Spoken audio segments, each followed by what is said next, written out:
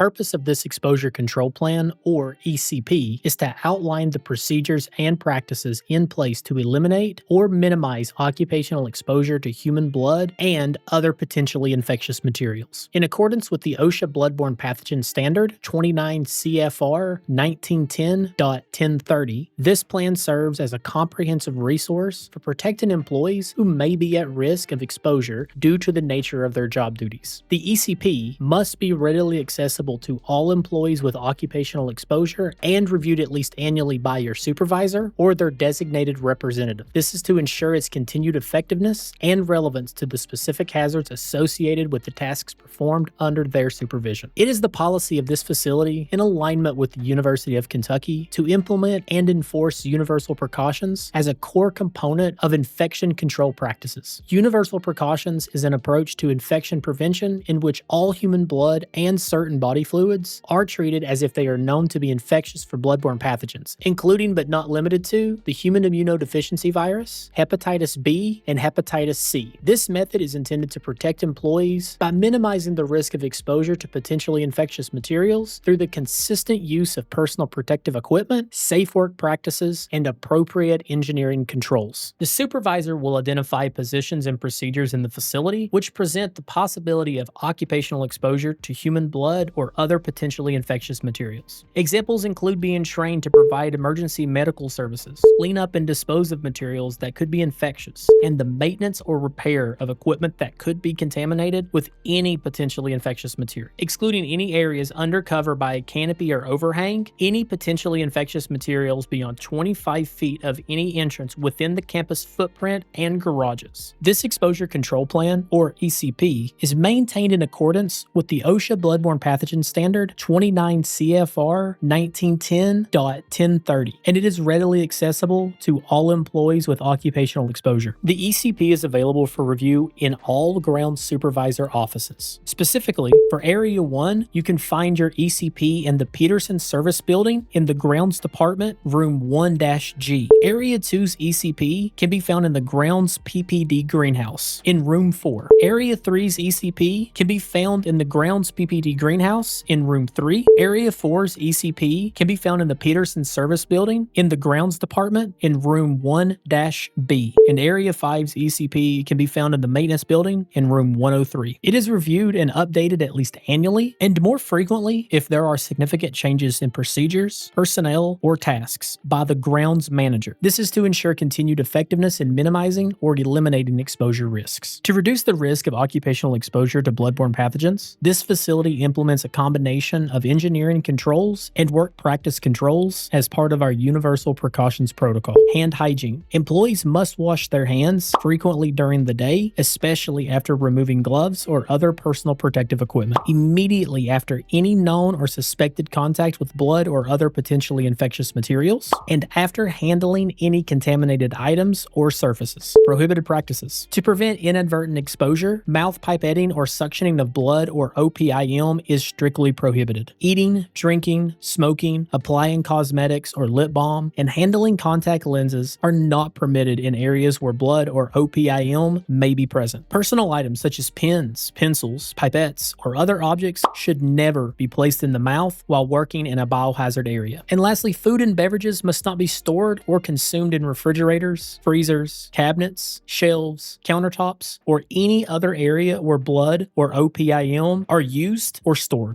Bloodborne pathogen response. In the event of a suspected or confirmed spill involving blood or other potentially infectious materials, the following procedures apply. Maintenance staff are on call and staffed 24/7 to assess the situation. Maintenance is responsible for securing the affected area, separating the spill from public access to minimize exposure risk. Based on the severity and timing of the spill, maintenance will decide whether to contain the spill and schedule cleanup with grounds for the next business day, or to immediately contact grounds for after-hours response. All decisions and actions must comply with universal precautions and must ensure that contaminated areas are not accessible to unauthorized personnel. The contacts responsible for spill response coordination is day shift ground supervisors are the priority contact for bloodborne pathogen cleanup in their respective area during the work hours of 7 a.m. to 3:45 p.m. The grounds manager will be the secondary contact. The grounds manager is the priority contact for bloodborne pathogen cleanup during the evening shift, which is 3:15 p.m. to 12 o'clock a.m. And finally, the grounds manager is priority contact for bloodborne pathogen cleanup required during the hours of 12 o'clock a.m. till 7 o'clock a.m. and on the weekends. To minimize needle stick and other sharp-related injuries, all used needles, syringes, and other sharps must be disposed of immediately into rigid, puncture-resistant sharps containers. Needles must not be removed from syringes or cut, bent, or recapped in any way. This policy applies to all needles and sharps, whether used or unused, and regardless of the intended use, blood or otherwise. Approved sharp containers can be obtained from the UK Supply Center,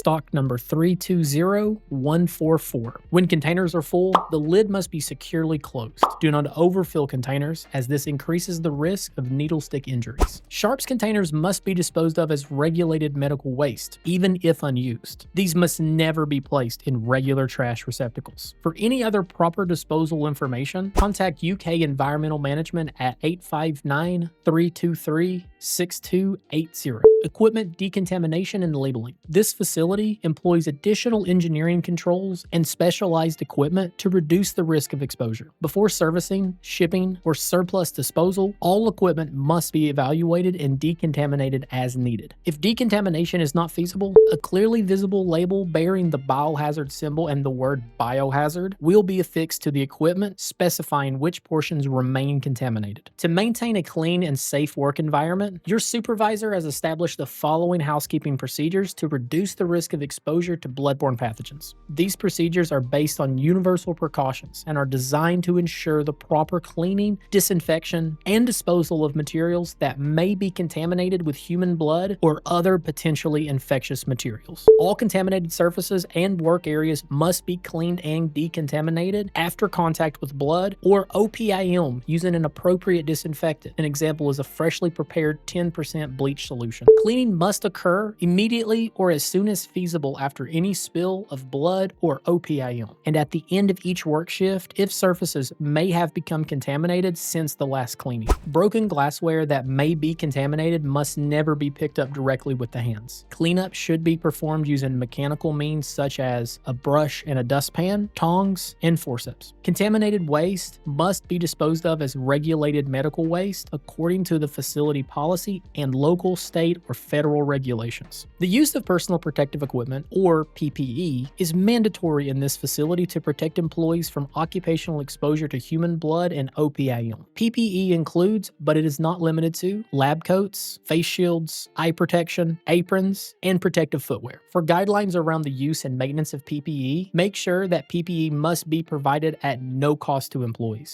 All PPE must be selected based on the anticipated exposure, worn whenever there is a potential for contact with blood or OPIM, removed prior to leaving the work area, inspected before use, and replaced immediately if damaged, contaminated, or defective. PPE must also be cleaned, laundered, repaired, or replaced by the facility as needed to maintain its protective function. Glove use. Gloves must form a reliable barrier between the hands and potentially infectious materials. Gloves must be changed immediately upon visible contamination and if they become torn, punctured, or otherwise compromised. Routine testing of gloves is encouraged to verify integrity, and disposable gloves should never be reused. Additional PPE requirements. Personnel working in or visiting areas where blood or OPIM are handled must wear the appropriate PPE to prevent the contamination of their skin, mucous membranes, and clothing. Depending on the nature of the task or procedure, additional PPE such as face shields, aprons, booties, or full body coverings may be required. Here are some examples of tasks that may require additional PPE. Handling large volumes of blood or OPIM. Performing procedures with a high likelihood of splashes or sprays. Cleaning spills of blood or OPIM, and decontaminating equipment or surfaces after an exposure event. PPE is always removed prior to leaving the work area and is placed in the designated areas for disinfection or disposal. Contaminated laundry is handled as little as possible. It should be placed and transported in bags or containers which are appropriately labeled or color-coded and which prevent leakage of fluid. fluids. Contaminated laundry generated by this facility is disposed of by the University of Kentucky. At no time will workers be expected to take home any PPE, including lab coats, for laundering or cleaning. Employees with occupational exposure to bloodborne pathogens are required to receive both general and site-specific training to ensure they understand the risks and the necessary safety practices. All general awareness training is provided by the UK Occupational Health and Safety Department, which can be contacted at ohs.uky.edu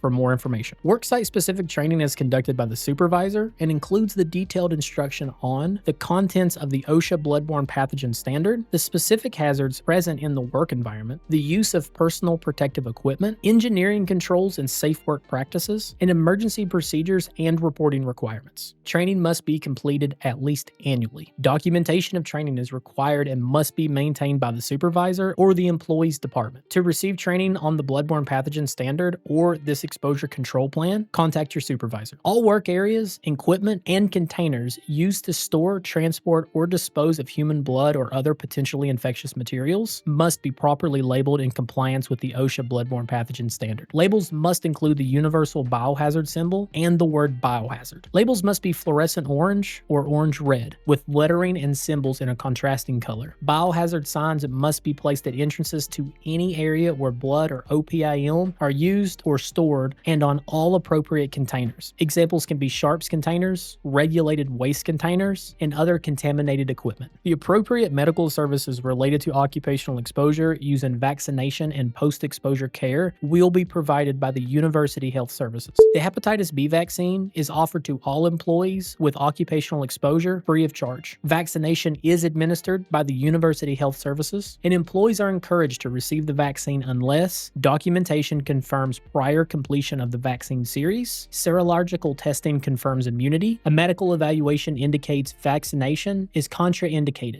Employees who choose to decline vaccination must sign the hepatitis B vaccine declination form. Those who decline initially may choose to receive the vaccine later at no cost. An exposure incident includes any contact with blood or OPIM. This can be through a needle stick, cut, splash, to any mucous membranes, ingestion, or broken skin exposure. If exposure does occur, immediately wash the affected area thoroughly with soap and water. Report the incident to your supervisor. Your supervisor will contact Workers Care at 1-800-440-6285 and direct the employee to University Health Services for medical evaluation and treatment and reporting and documentation procedures. University Health Services, or UHS, will assess the exposure, provide appropriate medical care and post-exposure prophylaxis if indicated, and offer confidential counseling and follow-up evaluations. Prompt medical evaluations can significantly reduce health risks following exposure. The supervisor maintains all training records. All medical records are maintained by the University Health Services for the duration of your employment plus 30 years. For more information about the OSHA bloodborne pathogen standard or the written exposure control plan, or for the assistance in compliance, email occupational health and safety at ohs.uky.edu.